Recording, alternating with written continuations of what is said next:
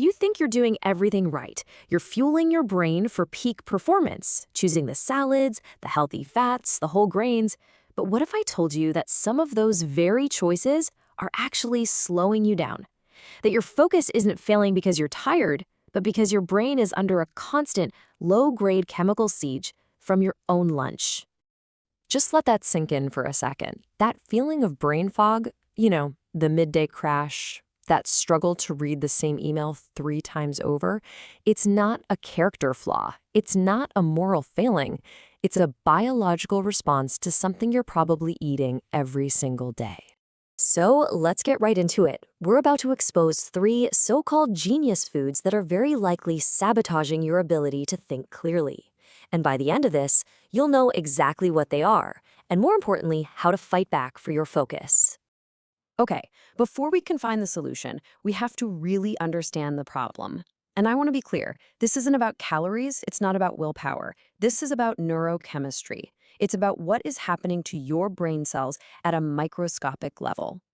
The real culprit, the root cause here, is a state called neuroinflammation. The best way to think about it is like a constant smoldering fire inside your head. Certain foods act like gasoline on that fire, triggering your brain's own immune cells, these things called microglia, to just go into total overdrive. So here's how it plays out, step by step. You eat these inflammatory foods, your microglia see them as a foreign threat and go on the attack. But here's the kicker. While they're busy fighting this phantom enemy, they completely neglect their other job, which is cleaning up all the metabolic junk between your neurons. And that allows this brain sludge to build up, slowing your thinking right down to a crawl.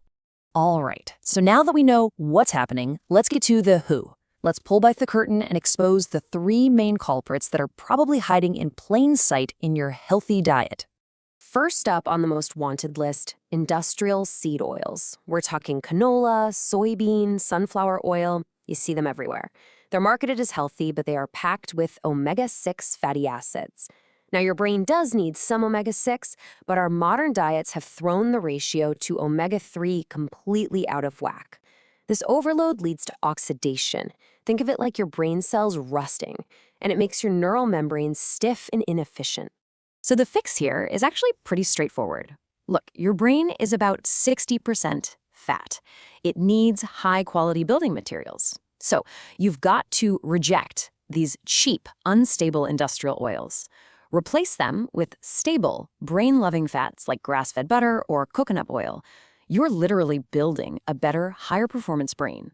Killer number 2. Oh, this one is sneaky. It's hiding in your healthy whole grain bread and those energy bars. See, modern wheat has this super sugar called amylopectin A, and it spikes your blood sugar faster than table sugar, faster than a candy bar.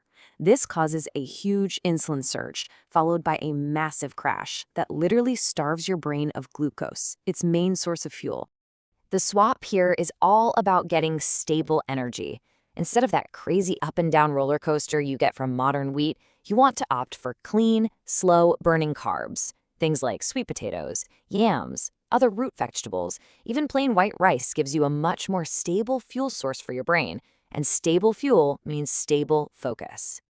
And finally, we have the most insidious threat of all, stealth excitotoxins.